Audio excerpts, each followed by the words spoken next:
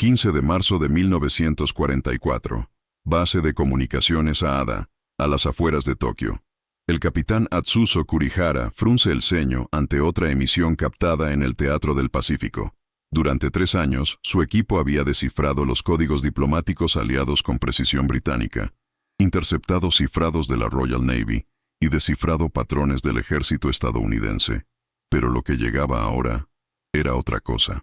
Y lo que los funcionarios de inteligencia japoneses llamaron una anomalía táctica americana, estaba a punto de revelar algo que su doctrina no preveía. Un lenguaje que no seguía la lógica alfabética, un código sin cifrados, sin máquina, sin papel. Esto no era solo otro dilema militar.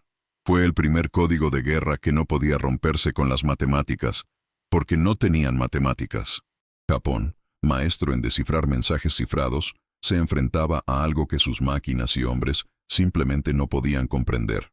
Una lengua autóctona hablada por soldados que nunca fueron formados como lingüistas, pero que cambiarían el curso de la batalla.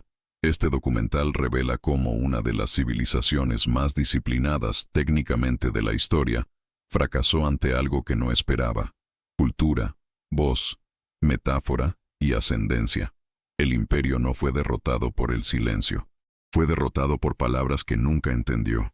Pero antes de profundizar entre bastidores de esta operación invisible, hay una estadística que define la magnitud total de lo que está por venir.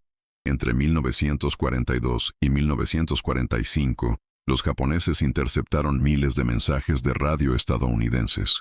Y ninguno, absolutamente ninguno, fue descifrado cuando fueron transmitidos por voces navajos. Fueron necesarios 3 años de intentos, con más de 30 criptanalistas dedicados exclusivamente al fenómeno, grabaciones en cilindros de cera, análisis espectrográfico sonoro, consultas con monjes budistas y lingüistas académicos. Nada. Japón, que había descifrado cifrados británicos, diplomáticos e incluso estándares del ejército estadounidense, fracasó ante un lenguaje que el propio Estados Unidos había intentado borrar décadas antes. Si valoras historias reales que enfrentan la arrogancia con la ingeniosidad humana, deja tu like, comparte este contenido y suscríbete. Su participación mantiene viva la memoria de las voces que salvaron batallas, aunque nunca fueran entendidas por el enemigo. Los analistas de la unidad Aada tenían un protocolo estricto: capturar, grabar, transcribir, clasificar. Cada mensaje aliado interceptado pasaba por un control inmediato: idioma, patrón, frecuencia, origen. En cuanto al inglés estándar, normalmente codificado por el sistema M209 o variantes británicas, el trabajo era arduo pero predecible. Los analistas sabían dónde buscar patrones, cómo reconocer redundancias lingüísticas, lo que implicaba el uso repetido de ciertos cifrados. Pero cuando comenzaron a aparecer transmisiones con cadencia inusual, fonética inestable y una total ausencia de patrones conocidos, los terminales se pusieron en alerta. No era estática, no era ruido de fondo. Era el lenguaje.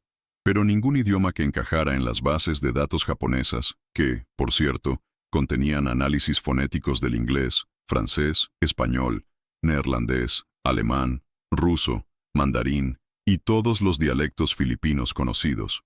El capitán Atsuzo Kurihara fue el primero en darse cuenta de que esas voces no seguían la lógica occidental. Los sonidos tenían tonalidades, ritmo y musicalidad que recordaban entonaciones tribales, pero no eran simples. Los mensajes, siempre cortos, generalmente entre 10 y 20 segundos, coincidían con movimientos tácticos de los marines. Con cada emisión, un ataque. Con cada frase indescifrable, una batería de artillería ajustaba su objetivo con precisión. La primera hipótesis planteada por sus ingenieros de criptografía fue que los estadounidenses habían desarrollado una nueva máquina codificadora, quizás un sucesor más compacto del M209, o un dispositivo de campo basado en frecuencias variables. Pero la hipótesis se desmoronó rápidamente. No hubo distorsión digital, no había ninguna firma mecánica. Lo que interceptaban era pura voz humana, lo que aumentaba la incomodidad, porque la Marina Imperial poseía registros fonéticos y espectrogramas de todos los acentos y dialectos aliados. Pero no había nada familiar allí. Una de las transmisiones fue enviada al Instituto Imperial de Lingüística. donde los estudiosos intentaron aplicar métodos comparativos con lenguas austronesias, sin éxito. Otros fueron analizados por monjes budistas versados en sánscrito y tibetano, quienes afirmaron que los fonemas no pertenecen a ningún sistema vocal conocido en Asia Oriental. La inteligencia japonesa creó entonces una clasificación especial, Grupo E, mensajes sin posible decodificación, pero con evidente valor táctico.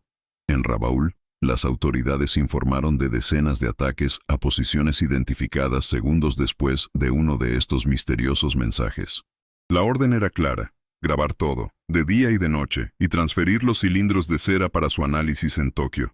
Las emisiones empezaron a seguirse en tiempo real. Incluso sin entender el contenido, los japoneses podían, basándose en su duración y frecuencia, predecir que un ataque estaba en camino. Pero predecir no significaba prevenir. La ironía alcanzó su punto álgido cuando el mando de la 8ª Flota comenzó a cronometrar el tiempo entre la transmisión desconocida y la llegada del impacto. De media, menos de 90 segundos. Era demasiado rápido para cualquier máquina de programación convencional de la época. Un informe interno sugirió que, si los estadounidenses usaban equipos electrónicos, estaban violando las leyes conocidas de la física. Lo que los japoneses no sabían es que el equipo estaba compuesto por un hombre, un auricular y una memoria entrenada al máximo.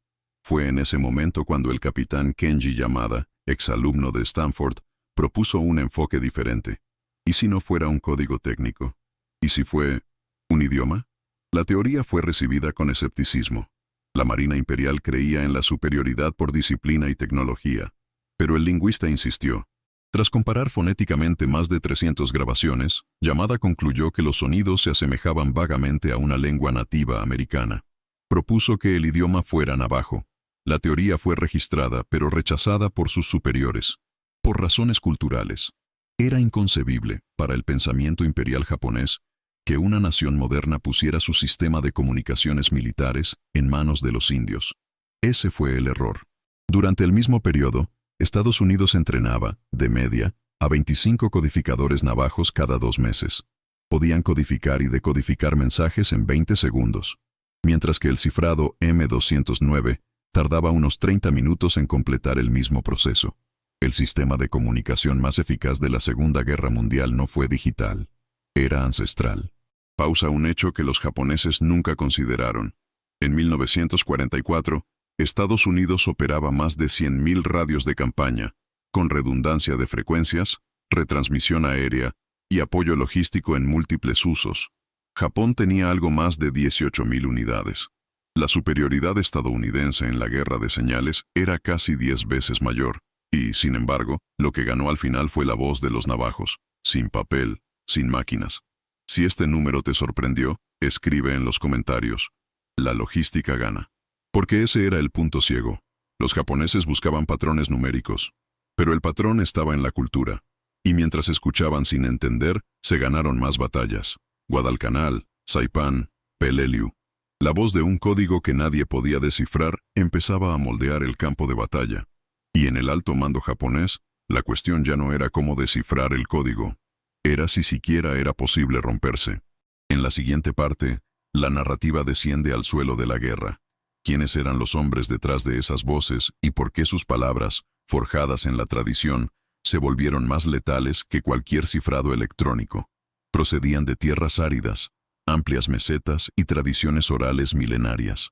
De los primeros 29 Code Talkers navajos reclutados en 1942, casi ninguno había salido de la reserva que se extendía entre Arizona, Nuevo México y Utah.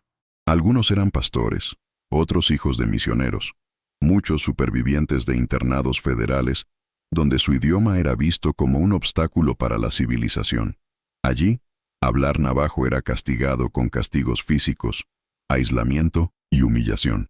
Pero ese año, el idioma prohibido se convirtió en un arma, y el gobierno estadounidense, que antes había silenciado esas voces, ahora llamaba a sus oradores a salvar batallones. Al principio, el ejército no sabía qué esperar. Philip Johnston, el cerebro del proyecto y uno de los pocos blancos que dominaban el navajo, presentó la propuesta a los oficiales con una simple demostración. 2 soldados navajos transmitieron una orden codificada. El mensaje se recibía: decodificaba y ejecutaba en menos de 20 segundos. Los presentes guardaron silencio. El cifrado M209, el estándar en ese momento, tardaba al menos media hora en cumplir la misma tarea. Se necesitaba más que fluidez. En el campamento Elliot, California, los 29 estuvieron encerrados en un cuartel custodiado durante 8 semanas. Sin papel, sin libros de apoyo. Crearon todo el código de la memoria, utilizando asociaciones culturales, metáforas y estructuras fonéticas imposibles de reproducir para los no hablantes. Cada término militar se convirtió en una imagen. El submarino pasó a llamarse Besh-Lo, pez de hierro. El avión de combate se convirtió en Dahe-Tihi, el colibrí, rápido, impredecible, letal. Bomber se convirtió en Jay-Sho, el buitre que ronda antes del ataque. Acorazado, Totso, la ballena gigante. Y así, el lenguaje del combate adquirió nuevas formas. Un lenguaje visual, sonoro, sin traducción literal. Más que crear códigos, los 29 crearon un sistema ampliable. Desarrollaron un alfabeto fonético múltiple. Cada letra del inglés podía expresarse con hasta 3 palabras diferentes, evitando la repetición y confundiendo cualquier análisis estadístico. La letra A, por ejemplo, podría ser Wallachi, hormiga, B, lazana, manzana, o C, nil, oliva. Las palabras se alternaban aleatoriamente en cada transmisión. Un algoritmo humano, imposible de predecir. Los términos militares sumaban un total de 211 palabras al principio, cada uno memorizado, probado y practicado en voz alta, bajo el agotamiento físico. No se toleraban los errores. En su cultura, el discurso correcto era una responsabilidad espiritual, y ahora también una necesidad para la guerra. En el campo, no llevaban libros. Todo era recuerdo. La doctrina de seguridad era clara. Si eran capturados, no podían proporcionar datos que pusieran en riesgo el código, sin documentos, sin notas, solo voces. En Guadalcanal, la primera prueba de combate demostró su eficacia. Los mensajes de los programadores se transmitieron bajo fuego, con una claridad y rapidez nunca antes vistas. Los oficiales de la Marina entendieron rápidamente. Donde los cifrados tradicionales fallaban bajo presión, los navajos transmitían con serenidad. Mientras los operadores ordinarios dudaban ante la decodificación manual, los programadores completaban secuencias tácticas en segundos. Y aún así había un detalle técnico ignorado por los enemigos. El navajo es una lengua tonal con 4 tonos distintos: alto, bajo, ascendente y descendente. Una ligera mala pronunciación podía cambiar por completo el significado de una frase. Además, la lengua contenía sonidos glotales y fonemas eyectivos ausentes en inglés, japonés y alemán. Para oídos entrenados en la fonética lineal de las lenguas occidentales, los sonidos parecían aleatorios. Y eso fue lo que confundió a los analistas japoneses. Escucharon lo que creían que era ruido, cuando en realidad era comunicación de precisión. Los programadores no solo creaban código, crearon un nuevo modelo de criptografía oral basado en la aglutinación, la metáfora y la fonología ancestral. Un lenguaje que se adaptó a la guerra con una ventaja fundamental. No podía ser replicado por máquinas. No era un algoritmo. Era cultura. En el campo, siempre jugaban en parejas. Uno codificado, el otro decodificado. Se entrenaron bajo bombardeos simulados, ruido intenso y privación de sueño. La precisión era absoluta. Con cada nueva arma, nueva táctica o nueva tecnología estadounidense, se incorporaban nuevos términos al código. El radar se volvió Naatsilid, relámpago. La bomba atómica se convirtió en Aayoi Nilai, huevo de metal. Kamikazes, Tuiishi, viento mortal. El código evolucionó en tiempo real. Una hazaña que ningún cifrado electrónico de la época podía igualar. La Marina amplió el programa. En poco más de 2 años, más de 400 navajos fueron entrenados como Code Talkers, cada uno cargando sobre sus hombros la carga y el privilegio de proteger secretos vitales solo con su propia voz. Eran invisibles en los informes, ignorados en los periódicos y esenciales en las batallas. No recibieron condecoraciones. No podían hablar de lo que hacían. Pero estaban allí, en el centro de la guerra, hablando un idioma que ni siquiera el enemigo sabía que existía. Mientras los japoneses creaban algoritmos, Estados Unidos generaba confianza. La confianza de que la memoria de un joven navajo, formada entre fronteras culturales y silencio impuesto, Era más segura que cualquier cifrado de 4 rotores. Y esa confianza estaba justificada. El código navajo nunca se rompió. Pero en el cuartel general japonés, la hipótesis del idioma indígena seguía siendo descartada. La doctrina imperial consideraba a los pueblos nativos incapaces de operar sistemas técnicos. Un error de juicio que costaría miles de vidas. Porque mientras descifraban cifrados del ejército estadounidense y protocolos británicos, los mensajes tácticos más sensibles seguían colándose por radio. Invisible, rápido, impenetrable. En la siguiente parte, el foco se centra en el fallo metodológico japonés. Cómo un imperio que rompió casi todos los códigos aliados no entendió que el mayor código de guerra se pronunció. La doctrina de inteligencia del Japón imperial, moldeada entre la disciplina del código samurái y el pragmatismo técnico de la guerra moderna, preparó a sus oficiales para enfrentarse a ingenieros, matemáticos y criptógrafos. Estaban listos para descifrar máquinas como la estadounidense Sigaba o descifrar el tráfico diplomático entre Londres y Washington. Esperaban ingenio occidental, tecnología electromecánica, cifrados complejos operados por oficiales blancos con títulos universitarios. Pero lo que enfrentaban era algo que su doctrina no preveía: una lengua tribal, hablada por jóvenes que hasta hacía unos años tenían prohibido usar sus propias palabras. La Marina Imperial apostó por su capacidad técnica, pero perdió el punto más esencial de la guerra de señales: identificar lo que en realidad estaba siendo interceptado. Los códigos navajos fueron etiquetados como anomalías durante casi 2 años. No fue hasta 1944, tras cientos de intentos fallidos, que los analistas consideraron la hipótesis de que los mensajes se emitieron en una lengua nativa americana. Y aún así, la sugerencia fue recibida con desprecio.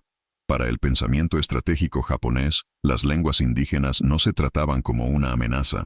La lógica era simple y equivocada. Civilizaciones sin sistemas de escritura ampliamente difundidos, sin presencia universitaria ni literatura técnica, no podían suponer un riesgo criptográfico real. Fue una visión forjada por décadas de imperialismo racial e indoctrinamiento cultural. El error no fue técnico, fue ideológico. Mientras tanto, Estados Unidos alimentaba una cadena logística sin precedentes. Para 1943, los estadounidenses operaban más de 350 fábricas, centradas exclusivamente en comunicaciones militares. Producían 2.000 radios de campaña a la semana, 500 criptógrafos M209 al mes, y entrenaban a miles de operadores para su uso en tierra, mar y aire. Pero para sus mensajes más críticos, preferían confiar en algo que ninguna máquina podía simular: la tradición oral navajo. Japón, por su parte, apostó todo a la intercepción y la decodificación. El éxito con el código diplomático Púrpura, roto incluso antes del ataque a Pearl Harbor, había dado al imperio la convicción de que cualquier sistema de comunicaciones aliado podía ser penetrado con tiempo, esfuerzo y análisis matemático. En muchos casos tenían razón. Lograron penetrar cifrados británicos usados en Singapur y descifraron órdenes estadounidenses en el sur de Filipinas. Sus centros de escucha funcionaban con rigor científico. Los analistas fueron entrenados para detectar redundancias, variaciones semánticas y firmas de transmisión. Pero no existía ningún protocolo para algo como el código navajo. El lenguaje que enfrentaban no tenía redundancia textual. Era oral, simbólico y adaptativo. El mismo concepto militar podía transmitirse con diferentes palabras, en distintos tonos, con diferentes metáforas. Los mensajes cambiaban a diario. Además, ni siquiera los hablantes nativos del idioma podrían entender el contenido sin un entrenamiento militar específico. Los analistas japoneses, formados en fonética clásica y lógica binaria, intentaban aplicar las matemáticas a un poema tribal que nunca se había escrito. Durante una conferencia técnica interna en diciembre de 1944, el capitán Yoshiro Tanaka presentó un informe sobre los códigos tribales.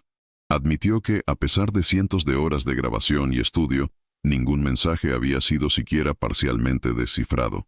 El informe cerraba con una frase que años después sería recordada como el epitafio de la guerra de intercepción japonesa. Si este código está realmente basado en una lengua nativa americana, entonces nos enfrentamos a algo que no puede romperse sin ser comprendido. Esa fue la raíz del fracaso. Los japoneses estaban entrenados para vencer máquinas, pero ahora Se enfrentaban a la cultura, un código que resistía no por la complejidad técnica, sino porque era humanamente inaccesible. Mientras la ingeniería japonesa buscaba el siguiente cifrado a desmantelar, los estadounidenses invertían en seres humanos que pensaban en imágenes, hablaban en tonos y transmitían órdenes con la precisión de un algoritmo emocional. Esta discrepancia doctrinal tuvo efectos prácticos. En Guadalcanal, los japoneses interceptaron transmisiones y asumieron que habían ganado la guerra de señales.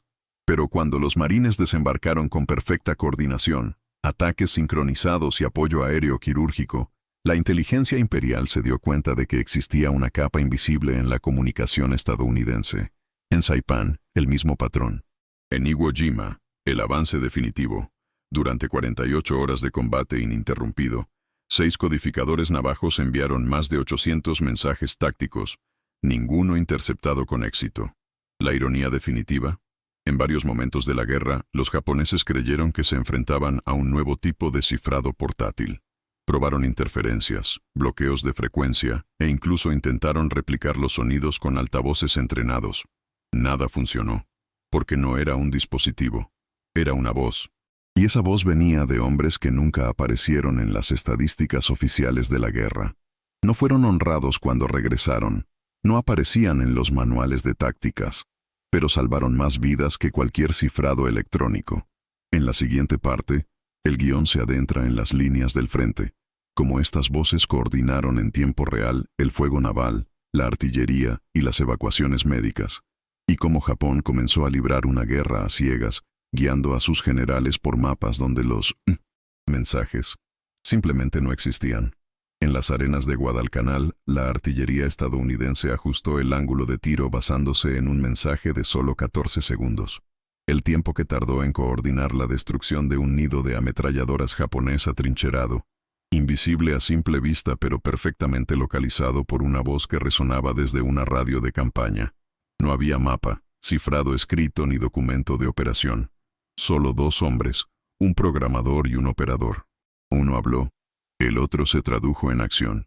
Esta escena se repitió cientos de veces a lo largo de la campaña del Pacífico, desde Tarawa hasta Okinawa. Con cada desembarco, los codificadores navajos estaban en las primeras oleadas, llevando radios en el pecho y vocabulario táctico en la mente. En Saipán, durante los 25 días de combate, 24 programadores trabajaron en turnos continuos, transmitiendo cientos de mensajes al día, todos en código, todos descodificados instantáneamente desde el otro lado. El enemigo lo oyó todo, y no entendía nada. Los japoneses estaban acostumbrados a anticipar ofensivas aliadas basándose en órdenes de interceptación. En 1942, un mensaje estadounidense interceptado en el sur de Filipinas permitió reposicionar unidades del 16º Ejército con 48 horas de aviso. Pero con la llegada de los programadores, este tipo de ventaja desapareció. En Peleliu, durante un contraataque japonés en septiembre de 1944, el codificador Jimmy King transmitió más de 40 mensajes en menos de 6 horas, coordinando el fuego de 3 batallones de artillería bajo ataque directo. La radio fue alcanzada. El operador murió junto a él, pero la emisión continuó. La respuesta estadounidense aplastó la ofensiva en cuestión de minutos. Los japoneses habían obedecido cada orden de King, pero ninguna tenía sentido. La fuerza del código navajo residía en la velocidad. Mientras los funcionarios japoneses esperaban a que se rompieran los mensajes cifrados, las transmisiones de los codificadores ya habían sido procesadas, ejecutadas y superadas por nuevas órdenes. En Iwo Jima, durante las primeras 48 horas de aterrizaje, 6 codificadores mantuvieron 800 mensajes en rotación constante, sin errores. Organizaron ataques aéreos, evacuaciones médicas, logística de municiones, redistribución de tropas y llamadas de fuego naval desde más de 100 buques. Todo esto mientras el ejército japonés operaba desde una fortaleza subterránea con 11 millas de túneles, con la esperanza de detectar vulnerabilidades en las comunicaciones aliadas. Pero no había fallos, solo silencio interpretativo.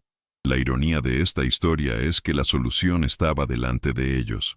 Los japoneses escuchaban todas las emisiones, tenían todas las grabaciones, recopilaron miles de horas de contenido, invirtieron en tecnología de desaceleración de voz, visualización de frecuencia de osciloscopios, e incluso intentaron imitar los sonidos con especialistas formados. Pero nunca entendieron que el código no estaba cifrado. Se hablaba, y no podría entenderse sin el contexto cultural de la persona que lo pronunció. Si te gusta desentrañar estos hechos olvidados de la guerra, muestra tu apoyo. Dale a me gusta a este vídeo y suscríbete para que podamos seguir revelando historias que cambiaron el curso de la historia. El mando japonés comenzó a describir los codificadores como unidades fantasma. Los informes del frente informaban de un fuego de artillería preciso que parecía adivinar los movimientos de las tropas imperiales. No había ningún patrón detectable, ni una advertencia clara. La inteligencia japonesa, que hasta entonces había funcionado como ojos de guerra, quedó cegada. Una de las últimas transmisiones interceptadas durante la batalla de Okinawa llegó al centro de escucha de Tokio como de costumbre, pero al analizarlo, el analista escribió solo una palabra en el informe: incomprensible. La guerra electrónica japonesa, basada en la idea de que todo código puede ser descifrado, se enfrentaba a un estancamiento moral y operativo. En la siguiente parte, la narrativa cambia de perspectiva. El backstage del imperio. Una inmersión técnica en los métodos del criptoanálisis japonés y la creciente frustración de una élite entrenada para descifrar el mundo, y que ahora se enfrentaba, impotente, a la lógica de un código que solo podían ser entendidos por quienes nunca habían sido escuchados. En un laboratorio de escucha de la sección 4 de la Marina Imperial, el teniente comandante Masaru Yamada miraba un montón de cilindros de cera etiquetados como Grupo E, transmisiones incomprensibles. Durante meses, su equipo trabajó en turnos continuos, escuchando y volviendo a escuchar cada grabación capturada en el Pacífico. La tecnología utilizada fue la más avanzada en Japón: osciloscopios de análisis tonal, equipos de desaceleración vocal, grabadoras magnéticas y software primitivo de análisis estadístico desarrollado en cooperación con ingenieros civiles. Intentaron comparar patrones de frecuencia, identificar repeticiones fonéticas, mapear posibles intervalos de comando. Pero la realidad seguía sin cambios. Ninguno de los mensajes tenía sentido. La lengua navajo no funcionaba sobre la base de la escritura, sino del habla. Era simbólico, contextual, tonal. Cambiaba según la intención, según el entorno, según quien hablara. La frustración era generalizada. Consultaron a lingüistas de la Universidad Imperial de Kioto, especialistas en lenguas austroasiática, tibetana y mongola. Nada. Se buscó apoyo de monjes budistas con formación en sánscrito. Nada. Incluso se han comparado grabaciones de cantos ceremoniales de tribus siberianas, con la esperanza de algún vínculo fonético. No se identificaron enlaces útiles. El imperio, que había descifrado el código púrpura americano e interceptado comunicaciones diplomáticas de embajadas enteras, ahora se topaba con mensajes de 20 segundos pronunciados por jóvenes sin títulos formales, sin cifrados, sin manuales. La sección de inteligencia técnica recomendó un nuevo enfoque: el análisis musical. Si la estructura fuera tonal, quizá podría romperse mediante mapeo armónico. Se reunió a un grupo de estudiosos de la música tradicional japonesa y occidental. Obtuvieron puntuaciones de las retransmisiones. Intentaron identificar compases, patrones de repetición, estructuras melódicas que pudieran revelar lógica o codificación. La conclusión fue devastadora. Los tonos variaban según la emoción, el contexto y el ritmo del discurso. No había un estándar fijo, solo un flujo de significado que cambiaba según quien escuchara. La lengua navajo no era compuesta, se vivía. Mientras tanto, los estadounidenses ampliaban su capacidad logística con precisión industrial. En 1944, solo en el Pacífico, Estados Unidos operaba más de 7.000 emisoras de radio con alcance estratégico. Cada unidad contaba con radios de campaña, generadores redundantes, rutas de transmisión y, en al menos uno de cada 3 frentes, codificadores navajos en acción. La coordinación entre barcos, aviones, artillería e infantería se realizaba por órdenes que el enemigo escuchaba pero nunca comprendía. La guerra electrónica se convirtió en guerra cultural. Ante el colapso metodológico, la Marina Imperial emitió una nueva directiva: intentar capturar vivos operadores de radio estadounidenses. Si no podían descifrar el código con el sonido, quizás el prisionero revelaría la llave. Fue en este contexto donde surgió el nombre Joe Kayumia en Tokio. Un navajo, capturado en Filipinas en 1942, fluido en su lengua materna. Para los oficiales japoneses, él era la clave, el punto de inflexión. Pero lo que ignoraron fue que Kayumia nunca había sido entrenado como programador. Solo era un soldado. Ninguno de los términos militares usados por los codificadores tenía sentido para él. Las metáforas, las asociaciones, el vocabulario creado, todo le sonaba a frases desconectadas. Cuando se enfrentaba a grabaciones reales, escuchaba frases como «El colibrí lleva huevos sobre el hierro sumergido». Nada conectado. Los interrogadores no lo creyeron. Dijeron que mentía. Y el método de extracción de información seguía la brutal lógica de la guerra. Tortura con agua, suspensión durante horas, privación de comida, exposición al frío. En uno de los informes internos, fechado en febrero de 1944, se afirma: el prisionero demuestra conocimientos del idioma, pero no entiende el código. Consideramos la posibilidad de que el enemigo hubiera desarrollado un sistema intralingüístico restringido, enseñado solo a unidades especializadas.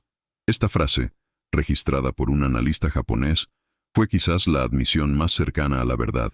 Tras bambalinas, la confianza japonesa en la ingeniería empezó a tambalearse.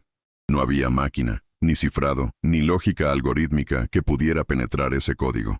Porque el código no estaba en los símbolos, estaba en la gente. Y aunque hablaba con fluidez en navajo, como Kayumia, no era suficiente. Se necesitaba entrenamiento militar.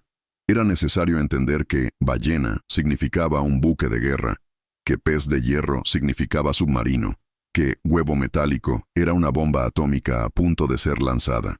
Sin esto, el lenguaje era solo una secuencia de metáforas flotando en el aire. El esfuerzo por descifrar el código navajo costó a Japón 3 años, más de 30 analistas dedicados, decenas de dispositivos técnicos y miles de horas de grabación. Al final de la guerra, el resultado fue 0. No se descifraron mensajes, no se entiende la transmisión, y el reconocimiento de este fracaso no sería inmediato. Llegó gradualmente, en informes cada vez más vacíos, en reuniones cada vez más silenciosas, y finalmente, en el colapso de la confianza doctrinal de un imperio que se había preparado para luchar contra ingenieros, y fue superado por pastores de ovejas. En la siguiente parte, el asedio termina. Japón intensifica las operaciones para capturar programadores, ofrece recompensas y lanza su último intento de desestabilizar el arma invisible estadounidense. Pero cuando luchas contra voces que no pueden replicarse, incluso la recompensa más alta solo encuentra el silencio.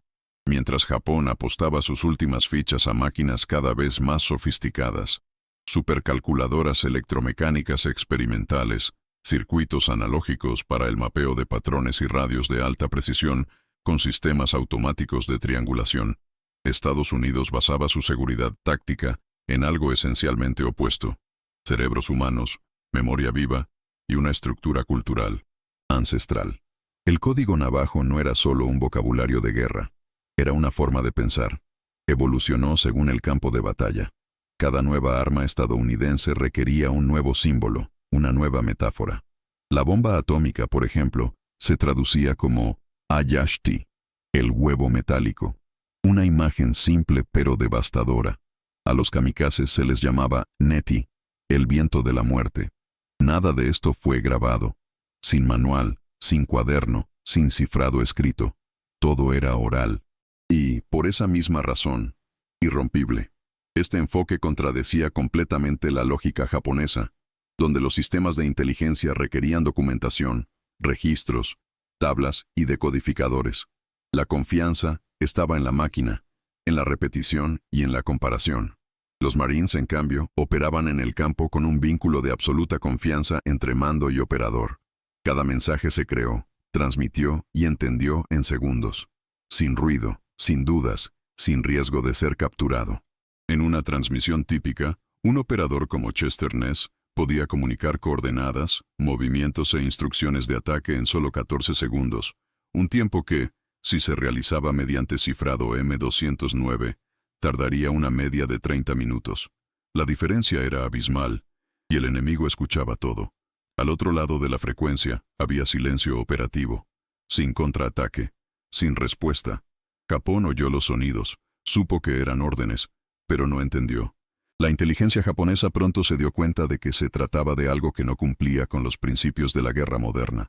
Un código que no podía ser capturado por las máquinas, porque vivía dentro de los propios hombres. Un código que no era estático, sino dinámico, que respiraba, que reaccionaba. Cada operación estadounidense generó adaptaciones en el vocabulario, refinamiento en términos y expansión en asociaciones. Mientras que los japoneses necesitaban semanas para adaptar sus máquinas a los nuevos cifrados enemigos, a los habladores de código navajo les llevó minutos encontrar un nuevo término. Para Japón, esto era inconcebible. Los informes de la 4ª sección de inteligencia registran la perplejidad ante la ausencia de coherencia fonética. La misma orden se emite con variaciones significativas en el sonido, sin cambiar la estructura militar. La conclusión: el lenguaje no era fonético, era contextual. El entrenamiento americano era meticuloso. Cada codificador pasaba semanas memorizando no solo los términos fijos, sino también el sistema de asociaciones del alfabeto, donde cada letra tenía varios términos para evitar patrones estadísticos. La letra A, por ejemplo, podía representarse por hormiga, manzana o flecha, todo en navajo, todo girado según fuera necesario. Esto eliminó por completo la posibilidad del análisis de frecuencias, una de las principales técnicas para descifrar códigos. Pero el mayor activo no estaba en palabras, estaba en la relación entre hombres. No había desconfianza.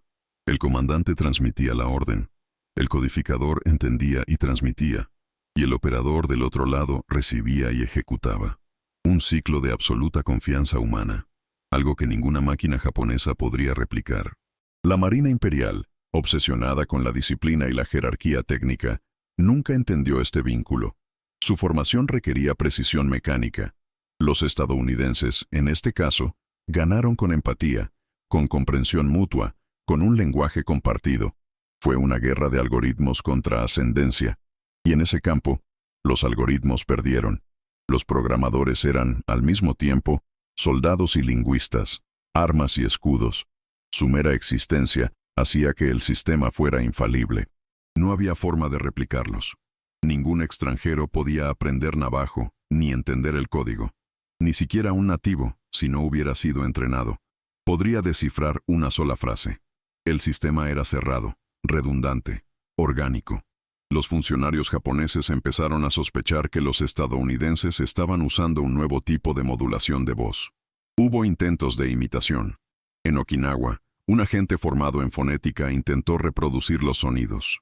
El resultado fue descrito por un interceptor como un pez intentando silbar. La ironía de esta historia es que la solución estaba justo delante de ellos. No había tecnología que romper, solo humanidad que comprender. Si disfrutas desentrañando estos hechos, muestra tu apoyo, dale a me gusta y suscríbete para que podamos ofrecerte contenido más detallado sobre historias que han desafiado lo imposible. El lenguaje como arma y como escudo.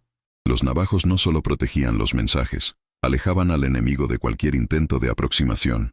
Era tan familiar para los programadores como ajeno a sus oyentes. La misma voz que guiaba los bombardeos en Iwo Jima era, para los japoneses, puro ruido. Un sonido sagrado, un ruido impenetrable. Y esta invencibilidad sonora empezó a generar desesperación al otro lado de la radio. En los próximos episodios, veremos cómo Japón recurrió a su última alternativa: capturar vivo a un hablador de código navajo. Y sin embargo, el código resistía, porque no estaba hecho de palabras, estaba hecho de sabiduría. En abril de 1942, el ejército imperial japonés creyó haber encontrado la clave del acertijo. Entre los miles de prisioneros capturados tras la caída de Bataan, hubo un nombre que encendió una chispa de esperanza: Joe Kaiyumiya. Joven, navajo, fluido en su lengua ancestral. Para los criptanalistas de Tokio, Kaiyumiya no era solo un soldado, era un posible arma. Conocía el idioma, y por lo tanto, creían, él podía descifrar lo que ningún maestro, monje o experto había logrado jamás. El prisionero fue trasladado inmediatamente al centro de interrogatorio de Una, donde las autoridades japonesas habían centralizado los esfuerzos para descifrar el nuevo código estadounidense. Kaiyumiya fue recibido no con violencia, sino con esperanza. Se le pusieron grabaciones delante, palabras en navajo, transmitidas por radio, con entonación militar. Los analistas esperaban, ansiosos. Kaiyumiya escuchaba atentamente. Su respuesta fue devastadora para sus captores. Reconoció las palabras, pero no tenía ni idea de lo que significaban. La tortuga ataca al pez de hierro.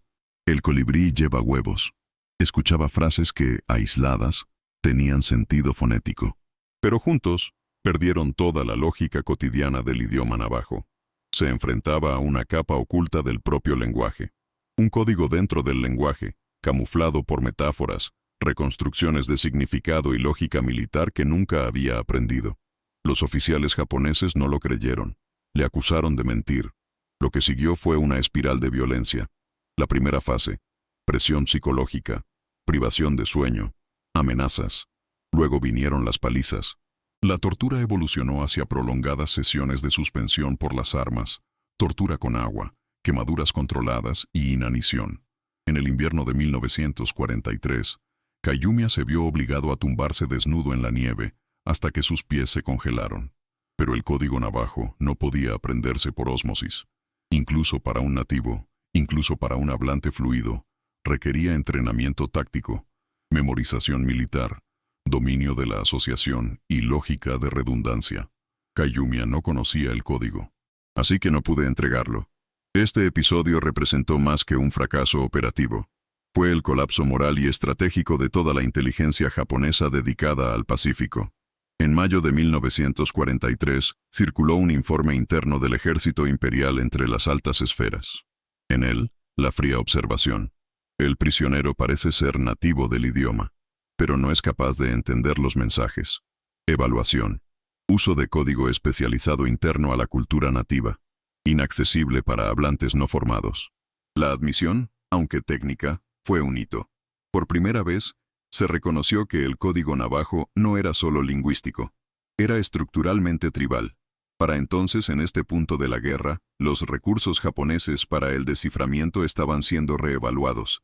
Ya se habían dedicado más de 10,000 horas de grabaciones, 30 analistas a tiempo completo, consultoría con universidades, e incluso el envío de materiales a Berlín, con la esperanza de que la inteligencia criptográfica nazi pudiera contribuir. Nada avanzó. Y aquí hay un hecho brutal. Mientras Japón invertía cada vez más recursos intentando descifrar un código imposible, Estados Unidos multiplicaba sus capacidades de comunicación.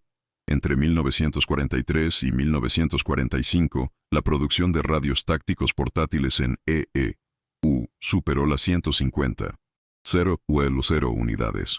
Un número 10 veces superior a toda la capacidad logística táctica de Alemania y Japón juntas. Si estos datos te impresionan, comenta ahora. La logística gana. El intento de usar a Kaiyumiya como clave reveló, en retrospectiva, la desesperación japonesa. La estrategia ahora era capturar a los programadores vivos. Se ofrecieron recompensas. Kaiyumiya fue mantenida con vida, pero inútil. Su sufrimiento se ha convertido en un símbolo del estancamiento. Japón había imaginado un código matemático, un sistema lógico, pero lo que enfrentaron fue la tradición oral estructurada, una inteligencia orgánica, imposible de replicar. En relatos de posguerra, oficiales japoneses como el coronel Haruo Konuma admitieron que tras el fracaso con Kaiyumiya, las órdenes internas cambiaron. La interceptación dejó de tener prioridad. Estábamos luchando a ciegas, confesó. El enemigo habló antes que nosotros, y no entendíamos ni una palabra. En el campo de batalla, esto se tradujo en desventajas prácticas. Las órdenes japonesas fueron interceptadas por los estadounidenses y descifradas en minutos. Las órdenes navajoamericanas, en cambio, se transmitían abiertamente, audiblemente, sin cifrado electrónico. Los japoneses lo oyeron. Sabían que era una orden, pero no escuchaban el contenido. Esto creó un cambio histórico de roles. El poder asiático, con su orgullo milenaril y su estrategia de superioridad cultural, quedó rehén de un silencio forzado y humillante. La derrota de Kaiyumiya no fue solo personal. Destruyó la última esperanza técnica de la inteligencia del eje en el Pacífico. La última revelación fue amarga. No había vulnerabilidad. El código no estaba oculto en máquinas, fórmulas ni libros. Estaba dentro de los hombres. Y esta percepción ha despertado una nueva alerta. Si el código no podía descifrarse, tenía que ser destruido. En el próximo capítulo, veremos cómo Japón ordenó capturas vivas y creó una fuerza de tarea especializada para localizar, capturar y neutralizar a los Code Talkers navajos en el campo. Pero incluso este último intento desesperado, estaba condenado al fracaso, porque lo que Japón enfrentó no fue solo un enemigo armado, sino toda una cultura sostenida de cada palabra pronunciada. Entre las sofocantes selvas de Guadalcanal y la ceniza volcánica de Iwo Jima, el silencio japonés se convirtió en el sonido más ensordecedor del conflicto. A medida que las fuerzas estadounidenses avanzaban a través del Pacífico, las transmisiones tácticas estadounidenses se volvieron más frecuentes, audaces y eficientes. En el centro de esta transformación estaban los codificadores navajos, operadores invisibles de una red de comunicaciones que no requería máquinas, solo memoria y precisión. Durante la campaña de Guadalcanal en 1942, 15 codificadores fueron integrados en la Primera División de Marines. Sus órdenes, transmitidas en menos de 20 segundos, coordinaron bombardeos navales, evacuaciones aéreas y el redespliegue de batallones enteros. Por otro lado, el cuartel general japonés en Rabaul escuchaba atentamente y no entendía nada. El teniente Kazuo Yamada informó: «Es un idioma con patrones consistentes, pero es imposible asociarlo con cualquier idioma conocido». En Saipán, 24 codificadores operaban por turnos las 24 horas del día, durante los 25 días de combate, sin errores. En cada emisión se salvaban o se quitaban vidas. En el punto álgido de la campaña, el comandante japonés Takashi Saito admitió: «Nuestros oficiales se sentían abandonados. Ya no podíamos interceptar sus decisiones. Éramos tácticamente ciegos». Pero fue en Iwo Jima donde surgió la verdadera dimensión de la superioridad estadounidense. Durante el desembarco inicial, el 19 de febrero de 1945, 6 codificadores operaron de forma continua durante 48 horas. Transmitieron más de 800 mensajes, sin un solo error, incluso bajo fuego directo. Estos mensajes coordinaron el desembarco de 30.000 marines, el apoyo de 100 buques de guerra y ataques aéreos simultáneos. No se interceptaron órdenes, ninguno fue comprendido. El general japonés Tadamichi Kuribayashi, que había pasado 2 años convirtiendo Iwo Jima en una fortaleza con 11 millas de túneles defensivos, había construido su plan de batalla basado en interceptar comunicaciones y responder con contraataques quirúrgicos. Este plan simplemente no funcionó.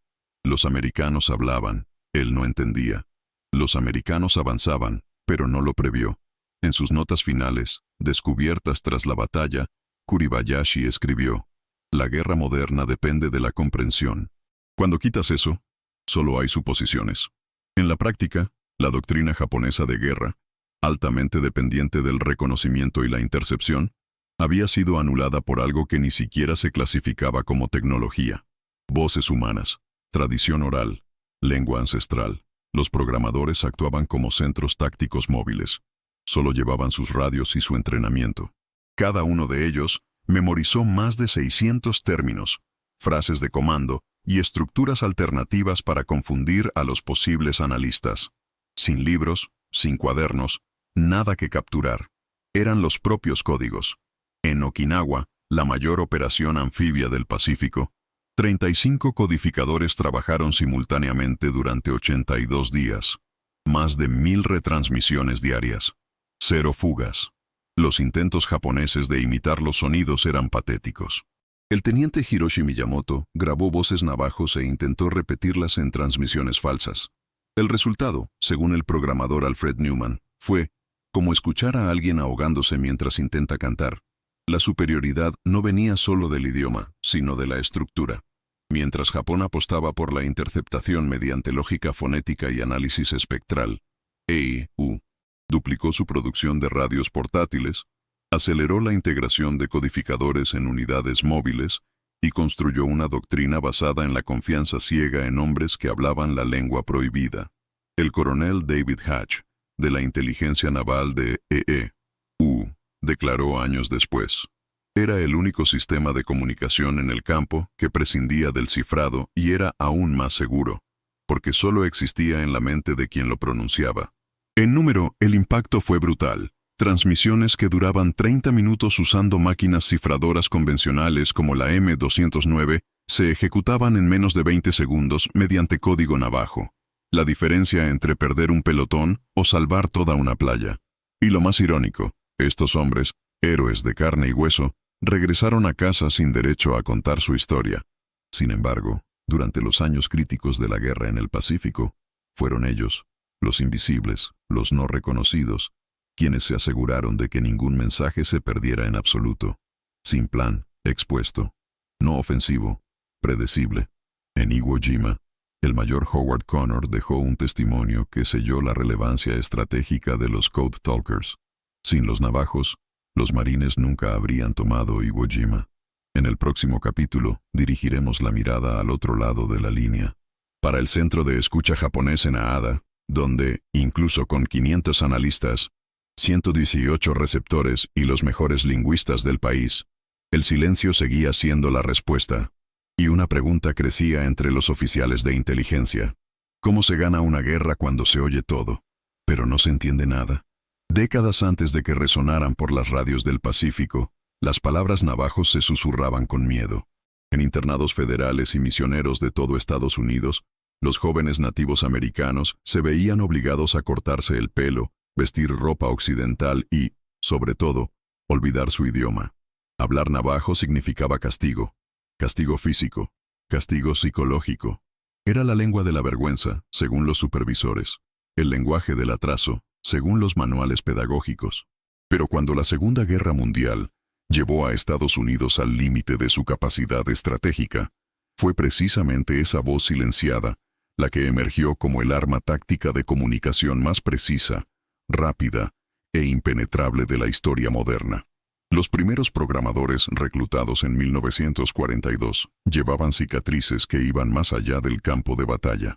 La mayoría había crecido en reservas, bajo vigilancia federal, aprendiendo a ocultar su propia cultura para sobrevivir. Muchos habían sido castigados por repetir en voz alta las mismas palabras que, años después, salvarían vidas en Guadalcanal e Iwo Jima. La ironía era total.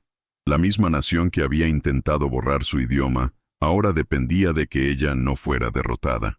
La maquinaria militar estadounidense, tan obsesionada con la tecnología, el cifrado y el progreso, se arrodilló, sin saberlo, ante la ascendencia que intentó olvidar. La estructura del código navajo no solo era funcional, sino simbólica.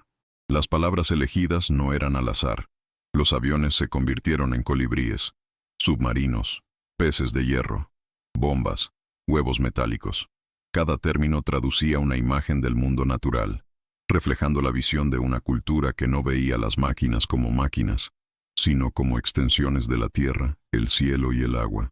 La guerra, por brutal que fuera, se tradujo en un lenguaje vivo, con raíces, una especie de poesía bélica, una espiritualidad estratégica. La formación de estos hombres implicaba más que memorización. Fue una reconstrucción consciente de un idioma marginado para una misión a escala global. Estaban entrenados no solo para hablar, sino para proteger, no solo para transmitir, sino para representar. Entre 1942 y 1945, cientos de jóvenes navajos fueron incorporados a campos de entrenamiento táctico, donde, en lugar de verse obligados a abandonar su idioma, se les animó a profundizarlo, reinventarlo, reconfigurarlo para fines militares. Fue una inversión completa de la pedagogía opresiva a la que se enfrentaron en la infancia. Por primera vez, su cultura se consideraba un valor, no un obstáculo. Este proceso tuvo un profundo impacto moral, no solo en los programadores, sino en sus comunidades. En las reservas, familias enteras seguían con orgullo el servicio de aquellos que, antes marginados, ahora servían como custodios de los mensajes de guerra más confidenciales de la mayor potencia militar del planeta. Un reconocimiento silencioso, pero poderoso. Tal fue el impacto cultural que, tras el fin de la guerra, varios líderes navajos comenzaron a registrar este momento como un punto de inflexión en su historia, cuando el idioma que había sobrevivido a la colonización la conversión forzada, las escuelas militares y la miseria institucional, finalmente encontró un lugar legítimo en el centro de la narrativa estadounidense. Aún así, los programadores no pudieron contar esa historia. El programa permaneció clasificado hasta 1968.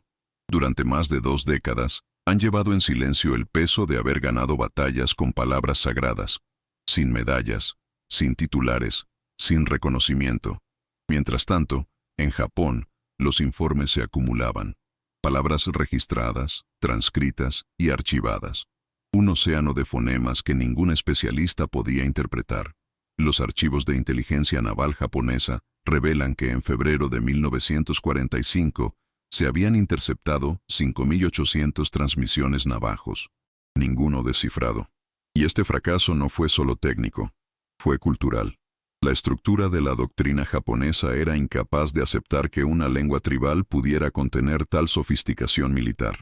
Para entonces, en ese punto de la guerra, incluso las fuerzas europeas del eje ya dudaban de la eficacia japonesa en el Pacífico.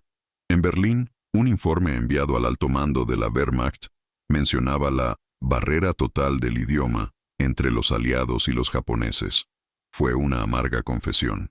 Alemania, con sus máquinas, Enigma e ingenieros cifradores, veía ahora a Japón librando una guerra contra algo que no se traducía, no por falta de esfuerzo, sino por sobreestimar. Porque la verdad es que el error del imperio no fue solo técnico, era moral. Pensaban que solo la tecnología avanzada podía generar secreto. Pero los estadounidenses, en un gesto de rara sabiduría estratégica, confiaron su secreto más vital a lo que era más antiguo, más humano, más orgánico. No máquinas, sino memoria. No a los cables, sino a voces. Y estas voces provenían de una cultura que, durante siglos, se había considerado prescindible. Esta paradoja marca uno de los puntos de inflexión más simbólicos de la guerra. El lenguaje que los libros de texto intentaron silenciar se convirtió en el arma que salvó batallones enteros. La tradición se ha convertido en una herramienta. La espiritualidad se ha convertido en una táctica. Y América, sin darse cuenta, fue salvada no por su poder industrial, sino por su diversidad, por lo que insistió en negar durante décadas. En el siguiente capítulo, cruzamos el océano hacia Alemania. Allí, la arrogancia criptográfica nazi, orgullosa de sus máquinas y cifrados, descubrió, demasiado tarde, que su doctrina también ignoraba lo esencial, el factor humano. Porque mientras los navajos hablaban con metáforas, los alemanes se ahogaban en la lógica binaria. Y eso, en la guerra, marcó toda la diferencia. Al principio, solo era un experimento. 29 jóvenes navajos se reunieron en Camp Pendleton, California, en 1942, sometidos a una prueba que muchos en el alto mando consideraban demasiado improvisada para funcionar. Pero a medida que las olas del Pacífico se teñían de sangre y humo, el experimento resultó insustituible, y lo que comenzó como un grupo aislado de programadores se convirtió rápidamente en una pieza estratégica de alta prioridad dentro de la maquinaria militar estadounidense. El programa fue institucionalizado. La Marina de los EU ha creado un plan de estudios específico para la formación de codificadores navajos, con nuevas clases cada 8 semanas. Cada recluta aprendió a adaptar su lenguaje a las estructuras tácticas, memorizar cientos de términos y realizar emisiones bajo presión de combate. No había un aula tradicional. El entrenamiento se realizaba en el terreno, con radios reales, en simulaciones de combate. La exigencia era brutal, precisión absoluta, memoria infalible, lealtad incondicional. Siguió la producción logística. En 1943, la Oficina de Equipos de Campo de la Marina comenzó la estandarización de radios portátiles ANPRC-1, calibradas para su uso en selvas e islas, con mayor protección contra la humedad y las interferencias. El objetivo era claro: permitir que el codificador fuera móvil, rápido e invisible. Cada unidad de marines cuenta ahora con al menos 2 navajos en rotación táctica. La doctrina se adaptó al lenguaje, y no al revés. En la campaña de las Islas Marianas, este sistema se llevó a su punto álgido. En Saipán, en 1944, se transmitían más de 400 mensajes codificados al día, coordinando el avance de 71.000 soldados estadounidenses contra 32.000 defensores japoneses. Un desequilibrio no solo numérico, sino también comunicativo. Mientras los japoneses dependían de cifrados que consumían mucho tiempo y de mensajeros terrestres en medio del fuego, los estadounidenses transmitían órdenes completas en menos de 20 segundos, bajo el sonido de ametralladoras. Era como luchar con los ojos abiertos contra un enemigo ciego y mudo. Y ya no era solo una cuestión de ventaja táctica, era doctrina institucional. La propia Oficina de Guerra Naval reconoció en un informe de 1944 que la comunicación en código navajo presenta niveles de seguridad y velocidad superiores a cualquier cifrado electrónico disponible hoy en día. La declaración no era simbólica, era estratégica. Por primera vez, la Marina colocó un sistema oral por encima de sus propias máquinas criptográficas. Y eso lo cambiaría todo. La movilización ha alcanzado su punto álgido en Okinawa, marzo de 1945. La mayor operación anfibia del Pacífico. Más de 183.000 soldados desembarcaron en playas fortificadas por 100.000 japoneses. En medio del caos, 35 codificadores navajos fueron desplegados en los puntos principales de desembarco. Sus emisiones no cesaron. Durante los 82 días de la operación, se enviaron más de 1.100 mensajes, todos transmitidos con claridad, precisión y, sobre todo, inviolabilidad. Un operador estándar con cifrado M209 necesitaba al menos 25 minutos para codificar un mensaje de 3 líneas. Un programador navajo tardó 18 segundos. Los pedidos fluían en tiempo real. Ataques aéreos sincronizados, evacuación de heridos, coordinación de blindados, redirección de la artillería. Una orden errónea significaría cientos de muertes. Pero ningún mensaje falló. No hay malentendidos. Sin retrasos. La comunicación se ha convertido en un arma en sí misma. Ágil, viva, orgánica. Y Japón, una vez más, escuchó todo, sin entender nada.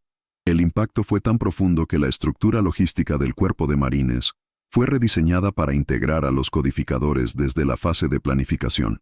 Se redactaron nuevos protocolos. Los códigos de campo se crearon exclusivamente en navajo.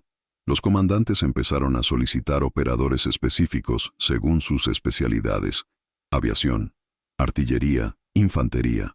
Fue la consagración total de un sistema que, sobre el papel, nunca debería haber existido. Porque, según la lógica militar de la época, un lenguaje sin escritura, con sintaxis fluida y metáforas naturales, nunca podría servir a la guerra moderna. Pero así fue, y ganó. La inversión creció. Para 1945, el presupuesto del Departamento de Guerra para Comunicaciones Tácticas había aumentado un 32%, con una parte significativa destinada a la expansión de unidades de codificadores humanos. Se crearon nuevas bases para entrenar a los operadores de campo. Se incluyeron pruebas psicológicas para seleccionar candidatos con mayor capacidad mnemónica. La élite improvisadora se convirtió entonces en un estándar institucional.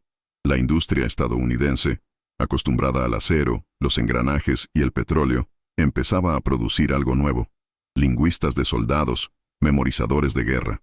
Y mientras tanto, al otro lado del mundo, en Berlín, los oficiales de la Abwehr y la Wehrmacht observaban los informes desde el Pacífico con creciente incomodidad. Alemania había invertido mucho en su propia infraestructura criptográfica.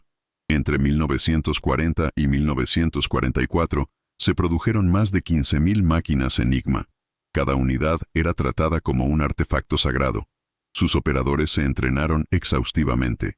Su lógica, considerada inviolable. Pero ahora, los estadounidenses demostraban una superioridad aún más brutal. No solo por seguridad, sino por la velocidad. La máquina alemana de madera y acero tuvo que ser desmontada y reensamblada en caso de fallo. La mente de los habladores de código navajo nunca ha fallado. En la sala de comunicaciones de Königsberg, el oficial de intercepción Alfred Doering comentó en 1945: los estadounidenses han encontrado la manera de hacer invisible la guerra. No por silencio, sino por un exceso de significado. Y añadió: toda nuestra ingeniería fue derrotada por voces que no pudimos traducir. Fue el reconocimiento de un fracaso civilizacional. Toda una cultura, con siglos de tradición técnica, había sido derrotada por otra que utilizaba la tierra, los animales y el viento como estructuras de lenguaje militar. En el próximo capítulo, profundizaremos en el detrás de las cámaras de la inteligencia nazi y veremos cómo, a pesar de toda su arrogancia técnica, Alemania nunca ha sido capaz de replicar lo que Estados Unidos creó, una red viva de comunicación basada en la ascendencia. Porque, al final, la guerra no se gana solo con acero, se gana con la memoria. A medida que los desembarcos estadounidenses avanzaban de isla en isla, el imperio japonés comenzó a darse cuenta de lo que su doctrina nunca había previsto: el colapso absoluto del control informativo. Las transmisiones enemigas seguían llegando, claras, frecuentes, con un ritmo militar inconfundible, pero no eran capaces de descifrar, ni por la fuerza ni por lógica. Era como ver al enemigo mover sus piezas en un tablero de cristal, sin entender las reglas del juego. Desesperado, Japón recurrió a métodos que incluso sus propios analistas consideraban no científicos. En septiembre de 1944, surgieron los primeros informes de unidades de campo intentando imitar transmisiones navajos. Los soldados japoneses con buen oído estaban entrenados para repetir sonidos, incluso sin entenderlos. El objetivo era confundir a los operadores estadounidenses, forzar errores o inducir respuestas. Pero el intento fue inútil. Los habladores de código navajo no solo reconocían inmediatamente las voces falsas, respondían con códigos adaptados inversos, desbaratando aún más cualquier intento de imitación. La inteligencia imperial, convencida de que había una nueva máquina detrás del código, comenzó a probar interferencias directas de radio, ondas estáticas, sonidos de interferencia magnética, incluso señales de voz robóticas generadas por equipos rudimentarios basados en modulación. Ninguno de estos intentos redujo la efectividad de los codificadores. En un informe de la nueva división de radio dice: el ruido no bloquea, el mensaje continúa. Ajustan el tono, cambian el patrón, se adaptan al caos. Era un idioma vivo, imposible de predecir o de enyesar. Ante la impotencia técnica, Japón recurrió al antiguo método de recompensa. En octubre de 1944, la inteligencia japonesa autorizó oficialmente el pago de 10,000 yenes, el equivalente a 10 años de salario para un soldado raso, a cualquier militar que capturara a un operador de radio estadounidense con material de codificación. Pero ningún programador fue descubierto. Ninguna radio cayó en manos enemigas. Sin notas, sin manuales, sin diccionario de códigos, porque no había nada que cargar. Toda la estructura del código navajo era oral, mental y personal. Era imposible robar un idioma almacenado en la memoria de un hombre. Se intentaron aliarse con la inteligencia alemana. En Berlín, el almirantazgo japonés solicitó apoyo lingüístico en 1945. La respuesta fue fría. No se trata de una figura, sino de la fonética cultural. Estamos impotentes. Alemania, incluso con su reputación en la ingeniería criptográfica, se negó a invertir en un campo que consideraba impenetrable. El almirante japonés Takagi Kaku, frustrado, anotó en su diario: tienen voz y silencio. Solo tenemos silencio. Por cada transmisión navajo, los japoneses movilizaban, de media, a 3 analistas. En el apogeo de la guerra, esto significaba casi 300 especialistas dedicados diariamente a interceptar y tratar de entender lo que se decía. En comparación, la inteligencia estadounidense solo necesitaba un operador navajo y un marine. Una proporción de 300-1. Y aún así, el equilibrio se inclinó a favor de los estadounidenses. Pausa en la narración. En 1945, Estados Unidos produjo 230.000 radios portátiles de campaña. Japón, en el mismo periodo, solo logró entregar 18.000 unidades. La superioridad aliada en comunicaciones no era solo táctica, sino industrial. Si esta disparidad te impresiona, escribe en los comentarios. Datos impactantes. Con el fracaso de los intentos técnicos y los premios no reclamados, el ambiente en el cuartel general japonés se deterioró. Los informes empezaron a incluir comentarios subjetivos, como desorientación moral y sensación de derrota antes del combate. Los oficiales de campo describieron la guerra como luchando contra fantasmas. Ya no se trataba de perder batallas, se trataba de perder el control de la narrativa, porque incluso cuando Japón derribaba una radio, Aparecía otra. Incluso cuando el operador murió, otro tomó el relevo. Y cada nueva voz parecía venir con la misma maestría, la misma fluidez, la misma invulnerabilidad. En la batalla de Luzón, los japoneses invirtieron en infiltraciones nocturnas para capturar operadores, pero los programadores siempre estaban rodeados de protección. Su seguridad era una prioridad estratégica. Los estadounidenses lo sabían. Si pillaban a un programador, poco se podía revelar. Pero si moría, el código perdía un guardián. Y eso era inaceptable. Aún así, incluso en tiempos de riesgo extremo, nunca hubo una crisis. No un nombre, no un término, ni un sonido. Al final de la guerra, los archivos de inteligencia japoneses habían acumulado más de 14.000 transmisiones en navajo.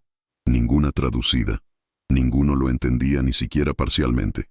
El código, creado sin papel, sin matemáticas, sin máquina, permaneció intacto.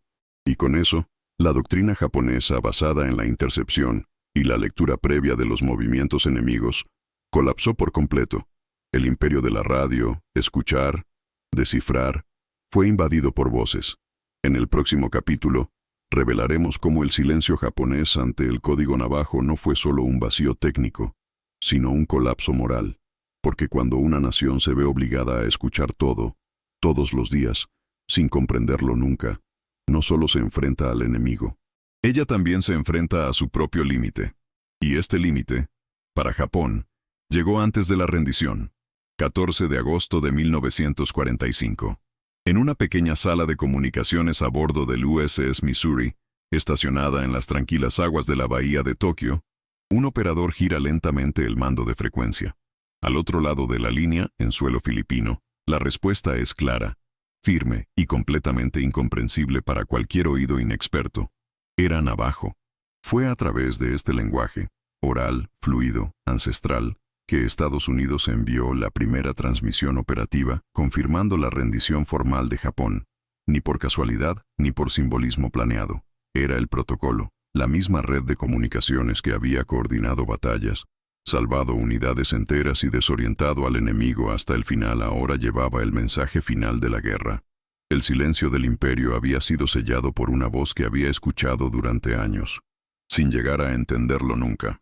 La Marina de los EE.U., manteniendo el rigor de sus procedimientos, utilizó el canal más seguro, el de los codificadores navajo, para iniciar el proceso de transición del conflicto a la ocupación.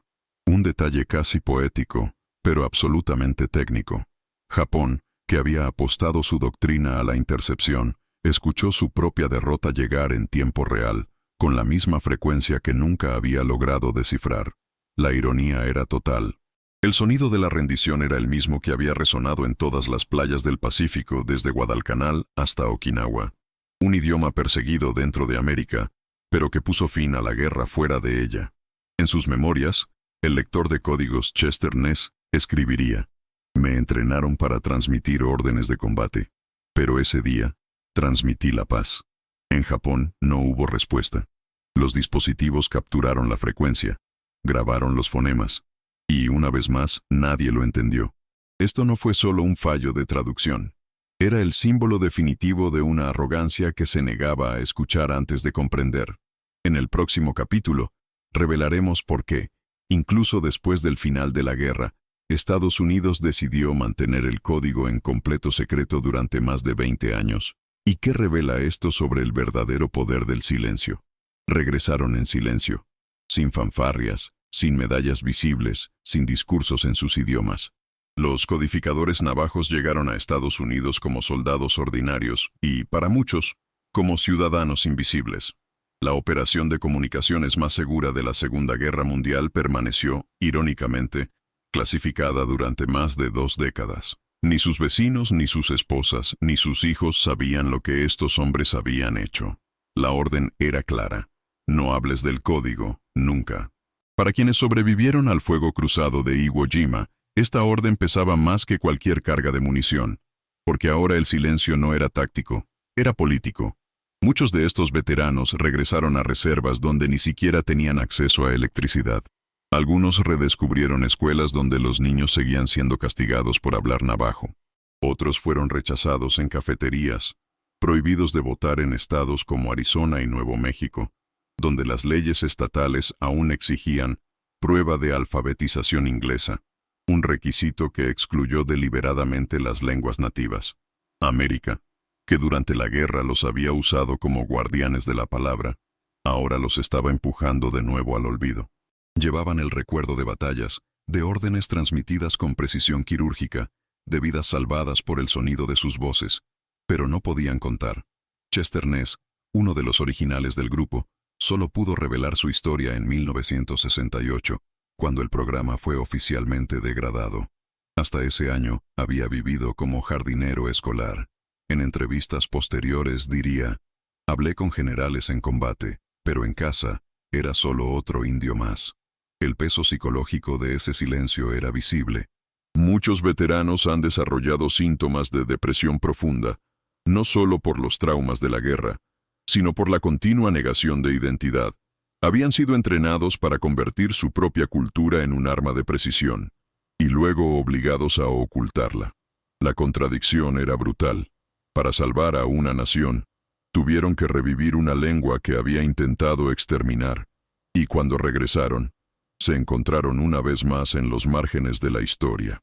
Algunos encontraban consuelo en reuniones discretas, reuniones informales entre veteranos, en las que hablaban entre ellos sobre lo que el gobierno había prohibido en voz alta. En estas reuniones, reconstruyeron las listas de códigos, revivieron las metáforas que crearon en el calor de la batalla. Tortuga de hierro, colibrí, huevo metálico, eran palabras que llevaban el olor a pólvora, sudor y mar, pero también honor, orgullo y pertenencia. El ejército de E.E.U., aunque reconoció internamente la efectividad del programa, mantuvo su distancia pública. No hubo desfiles, no hubo tributos oficiales en Washington. Durante 2 décadas, la existencia del Código Navajo fue, a efectos prácticos, un secreto de Estado. Y con eso, una de las mayores hazañas criptográficas de la historia moderna desapareció de la imaginación colectiva. Para los programadores, esto significaba perder oportunidades. Muchos no consiguieron trabajos compatibles con su capacidad. Otros fueron rechazados en licitaciones públicas por no tener cualificaciones formales. Una cruel ironía. Eran maestros de la comunicación bajo fuego, pero no tenían diplomas reconocidos. Hombres que habían coordinado batallones enteros con palabras precisas, ahora entregaban cartas, limpiaban patios o vivían con pensiones mínimas. Las reservas indígenas, ya descuidadas por el gobierno federal, se han convertido en el escenario silencioso de un recuerdo asfixiado. Ni héroes de guerra ni civiles corrientes. Los programadores vivían en una simbólica tierra de nadie, entre el secreto y la injusticia. Y aún así, no se quejaron. Muchos seguían los códigos de honor de su propia cultura: lealtad, discreción, humildad. El silencio, que antes era un arma, ahora era un escudo. Chester Ness, Samuel Sandoval, Carl Gorman, John Brown Jr.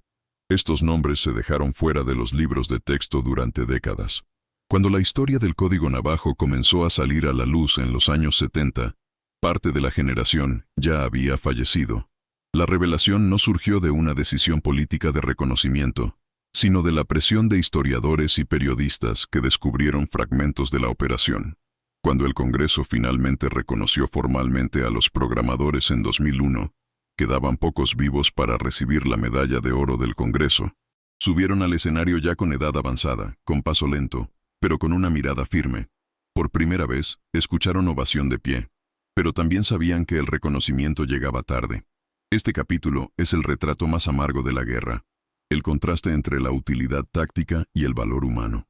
El país que los ignoró de niños, los reclutó como hombres, y los olvidó de nuevo como veteranos.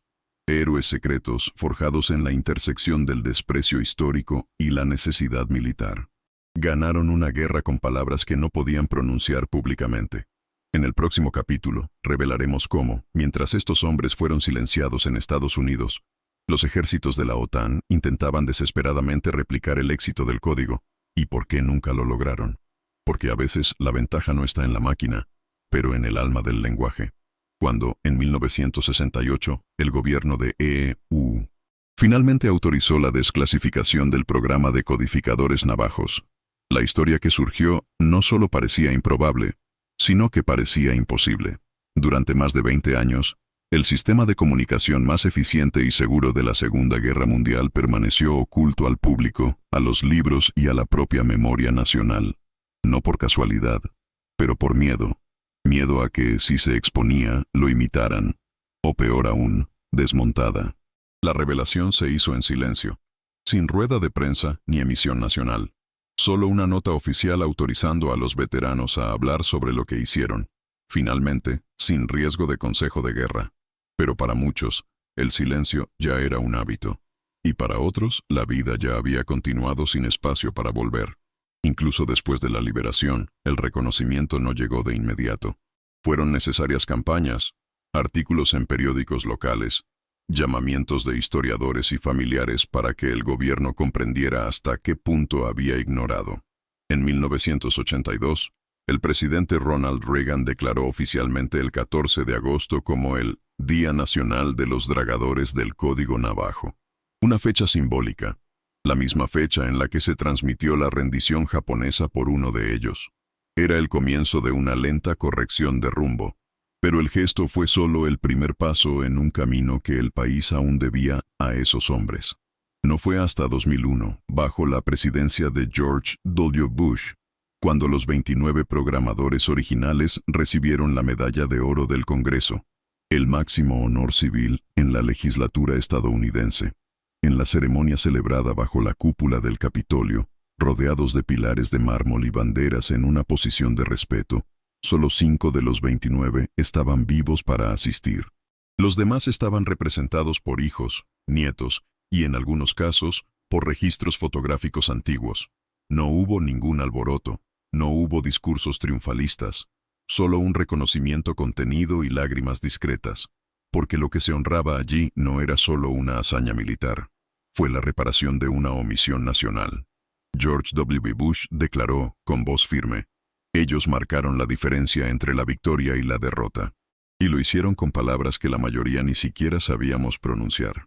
Un contraste absoluto con el pasado en el que estos mismos hombres eran castigados por hablar su idioma en las escuelas públicas. Allí, en el corazón del poder estadounidense, el lenguaje que había sido silenciado durante décadas resonaba ahora como símbolo de victoria. La ironía de esta historia es que la solución a la seguridad nacional no estaba en bóvedas, ni en satélites, ni en cifrados binarios, sino en reservas indias, en abuelos pastores de ovejas, en chicos que aprendieron a hablar en secreto. Si disfrutas desentrañando historias como esta, apoya este trabajo. Dale a me gusta al vídeo y suscríbete al canal. Tu participación ayuda a mantener vivos esos recuerdos que la historia casi dejó atrás. Tras la ceremonia, los 5 programadores vivos fueron llevados a la Biblioteca del Congreso, donde se les invitó a grabar extractos del Código Navajo para los archivos nacionales. Se rieron, dudaron, se corrigieron mutuamente. ¿Es un colibrí? No, antes lo era, ahora es un avión de patrulla. El código había evolucionado tanto durante la guerra que ni siquiera los originales estaban de acuerdo con todas las versiones. Pero allí, por primera vez, el código pudo registrarse como parte oficial de la historia estadounidense, no como una curiosidad antropológica, sino como un arma del Estado.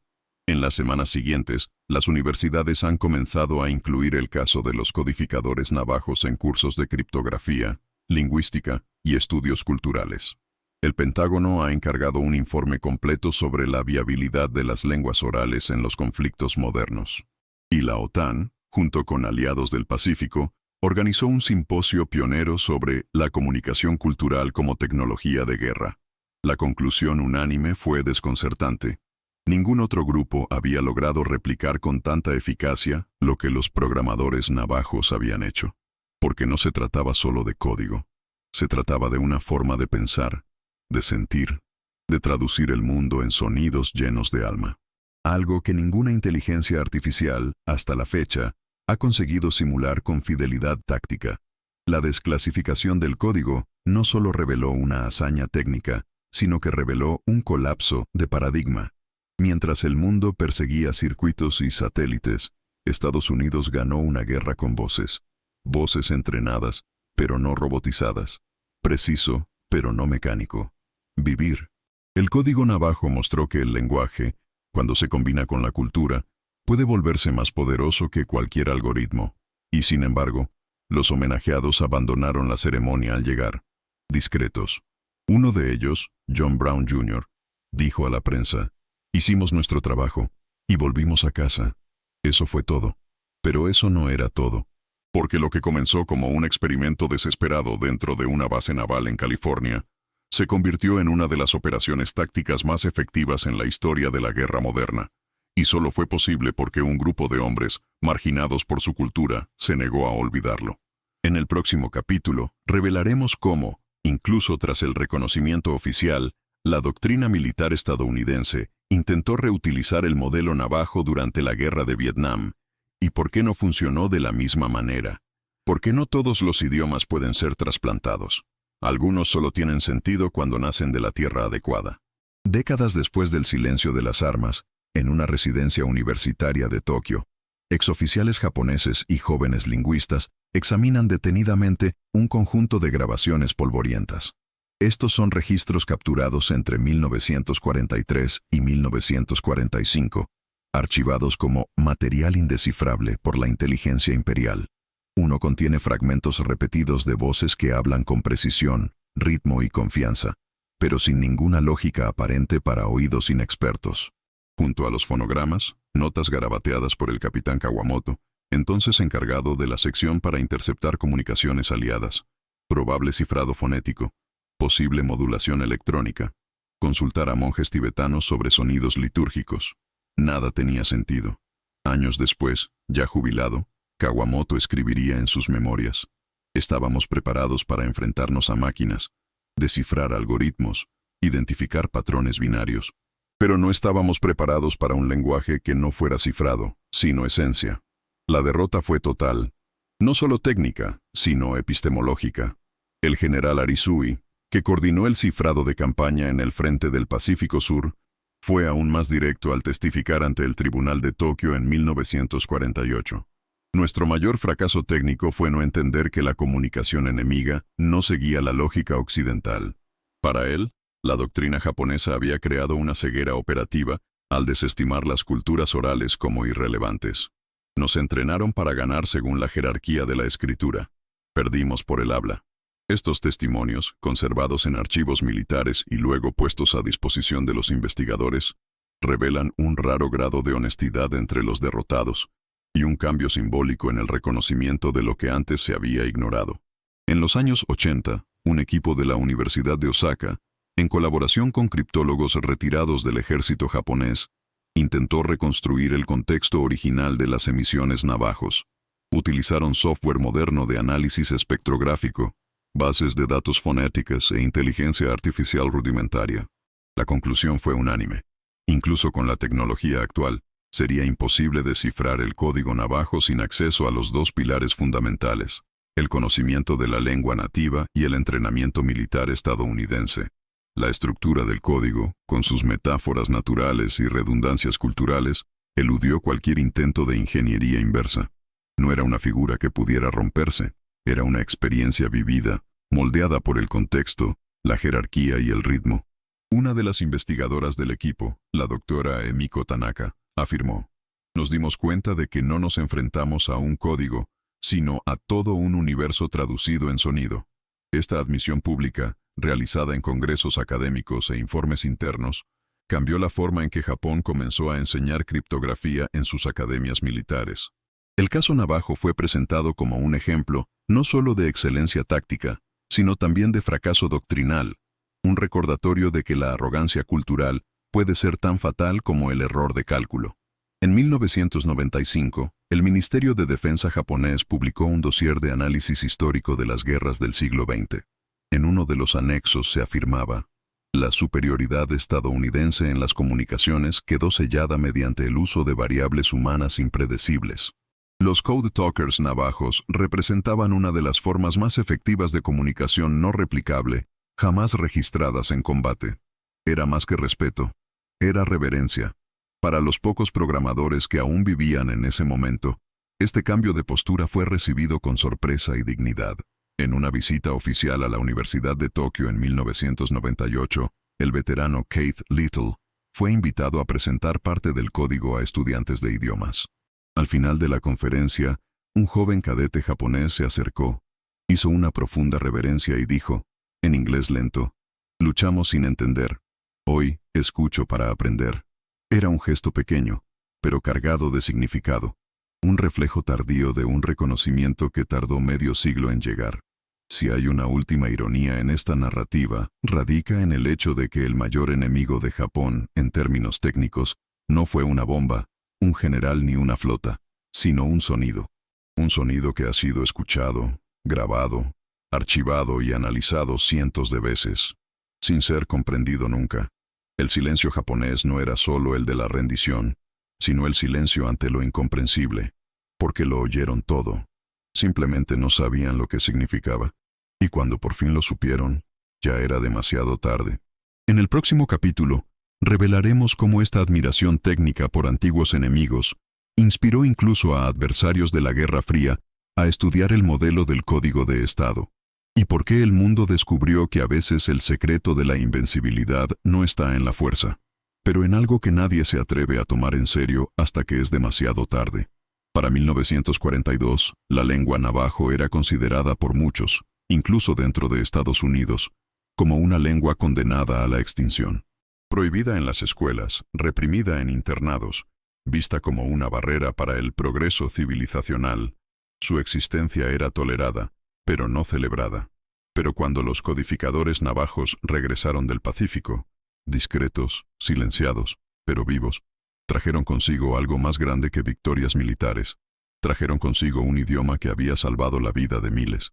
Y poco a poco, el país que una vez intentó borrarlo se vio obligado a reevaluar su valor.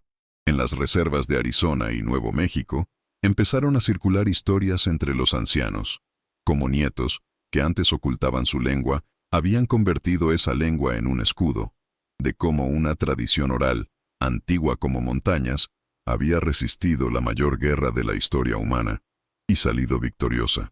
En los años 70, impulsados por la desclasificación del programa y los movimientos por los derechos civiles, varias escuelas tribales reformularon sus planes de estudio. La lengua navajo dejó de ser un obstáculo pedagógico y comenzó a enseñarse como símbolo de identidad y estrategia. Los profesores empezaron a utilizar términos del código militar como puente para enseñar la gramática ancestral.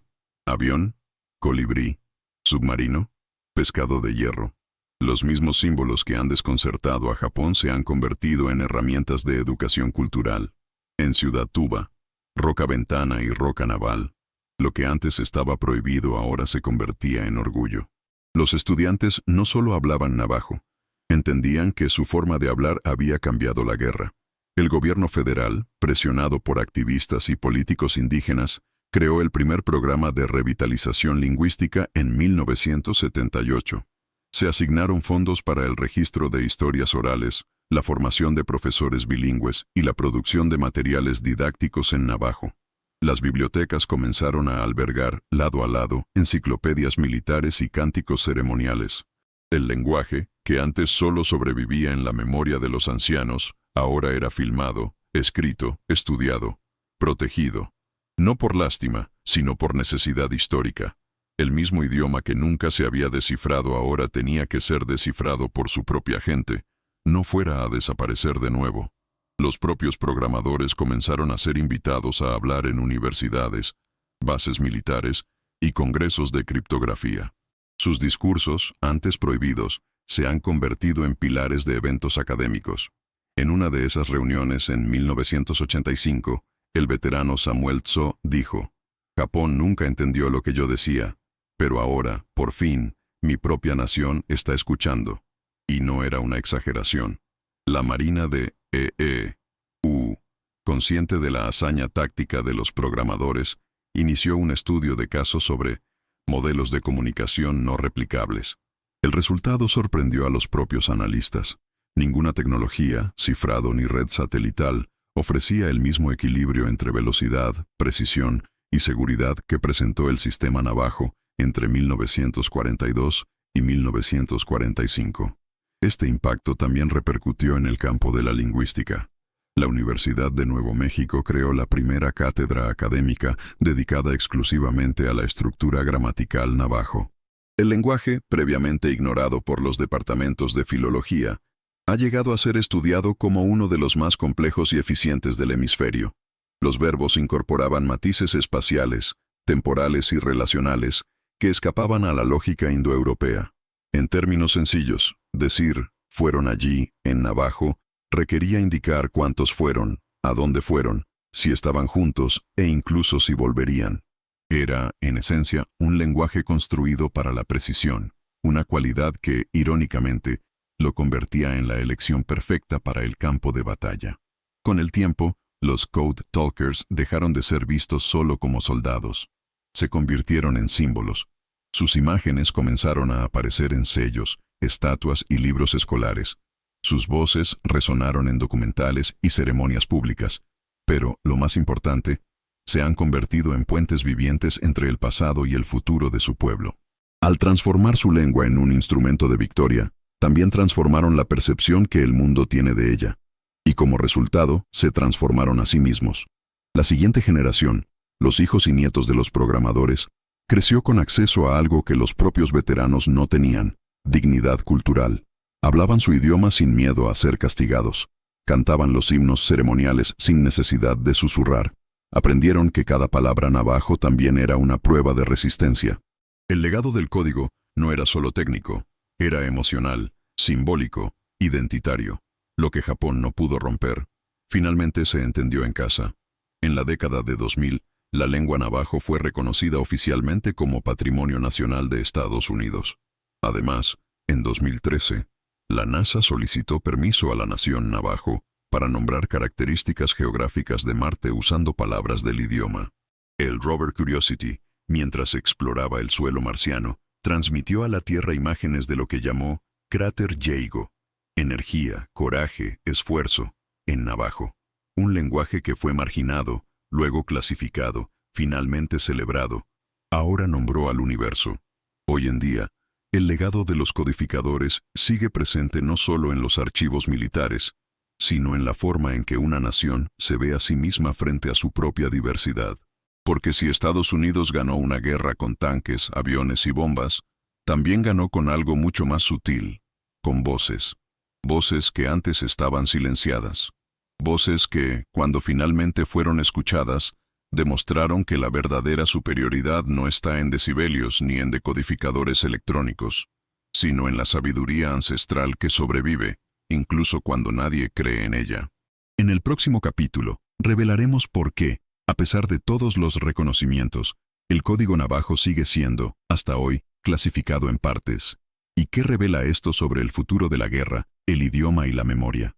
En un mundo donde cada bit de información puede procesarse en billones de operaciones por segundo, donde los algoritmos de inteligencia artificial descifran patrones con precisión quirúrgica y donde el cifrado de 256 bits ya se considera vulnerable frente a la computación cuántica, estrategas militares y expertos en seguridad de datos están redescubriendo una lección olvidada. No toda la protección viene de las matemáticas. Algunos de los institutos de ciberseguridad más respetados, como MITRE y la NSA, han iniciado estudios sobre la criptografía cultural en las últimas décadas. Y en el centro de estas investigaciones, reaparece un nombre que parecía haberse pegado a las batallas del Pacífico: navajo. Lo que hace que este código sea tan resistente y aún relevante es precisamente lo que más desprecia el mundo digital: su total dependencia de la variable humana. El código navajo no fue escrito, no fue público, no seguía un patrón replicable. Era orgánico. Evolucionó con los acontecimientos. Dependió de la experiencia del orador, su memoria y su entrenamiento militar. El mismo término puede tener diferentes significados tácticos dependiendo del tono, la urgencia y el orden de la expresión. Ningún ordenador, por muy potente que sea, puede descifrar algo cuya clave no está almacenada, está vivida. En 2021, un estudio conjunto de DARPA y la Universidad de Stanford publicó un informe titulado Código Ancestral, Resiliencia no computable. El documento ofrece una simulación de la intrusión criptográfica cuántica contra sistemas de comunicación modernos y concluye que, en todos los escenarios probados, el código navajo, reconstruido según los estándares usados en Saipan y Okinawa, resistió todos los modelos de ataque. La explicación: los algoritmos ni siquiera podían identificar qué era el código. Para las máquinas era solo lenguaje humano sin lógica binaria. Y para descifrar, se necesitaban más que procesadores. Necesitaba un alma. Este resultado desató un debate estratégico en varias academias militares. ¿Cómo se aseguran comunicaciones seguras en un mundo donde todos los cifrados pueden romperse en segundos? La respuesta puede estar en el pasado. No en un software, sino en una cultura. En 2023, el Pentágono lanzó el proyecto OralNet, una iniciativa experimental para estudiar modelos de comunicación táctica basados en lenguas globales de baja frecuencia, altamente contextualizadas y oralmente complejas. El objetivo: comprobar si la imprevisibilidad cultural puede ser una capa adicional de seguridad militar. Las primeras pruebas involucraron lingüistas, veteranos y descendientes de programadores navajos, así como representantes de otras naciones indígenas.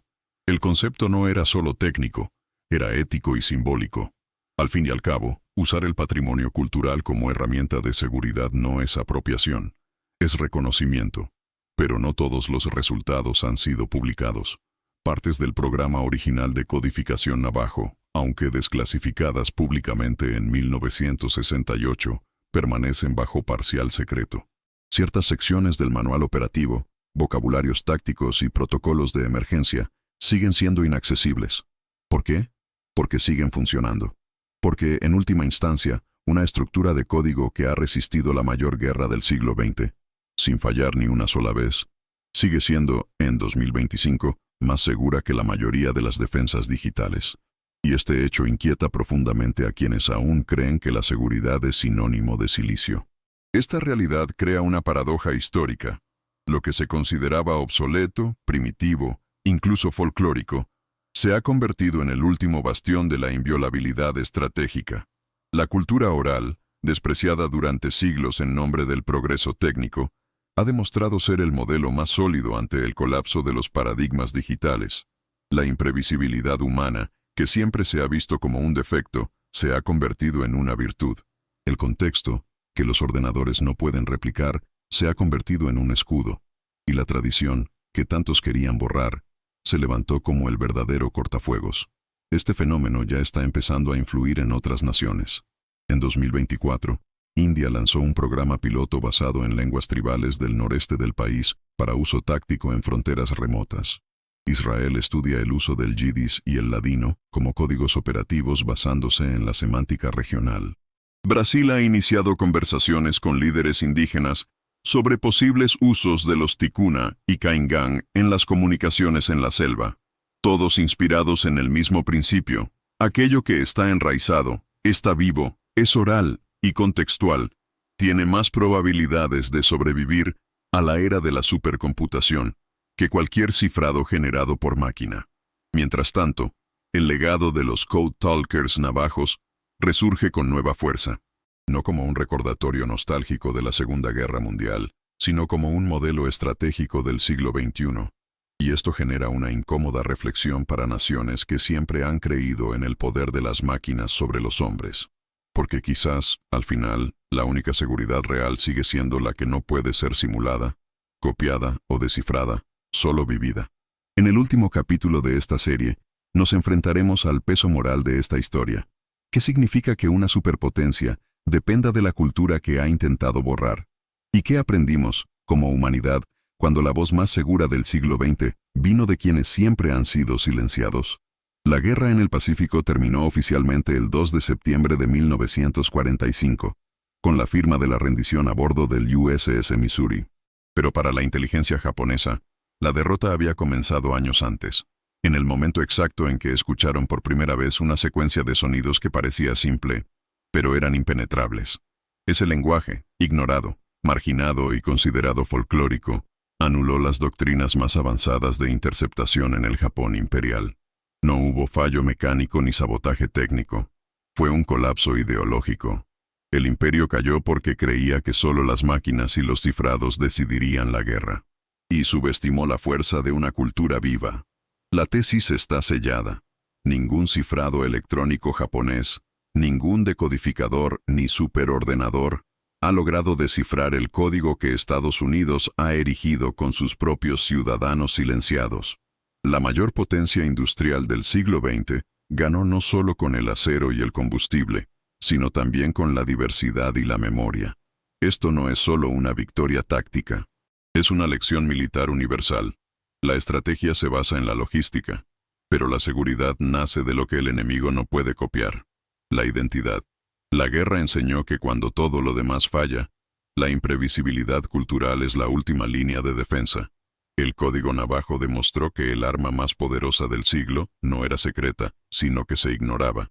Y por eso funcionaba. El oficial de comunicaciones japonés Masaru Kawaguchi resumiría, años después, con una lucidez inquietante: esperábamos interceptar máquinas, pero nos vencieron voces. Si valoras este tipo de rescate histórico, ayuda al canal a seguir produciendo guiones como este. Me gusta el vídeo, activa la campana para no perderte el siguiente dato devastador en la historia militar y suscríbete ahora. Escribe en los comentarios: ¿cuáles fueron los datos más impactantes para ti en esta historia? ¿La resistencia del código? ¿El uso de la cultura como arma? ¿O la invisibilidad de los héroes tras la guerra? No te vayas todavía. Escucha la próxima historia real que aparecerá en pantalla. Recuerda siempre, la logística determina la estrategia. Mira el siguiente video aquí en el canal con otra historia increíble.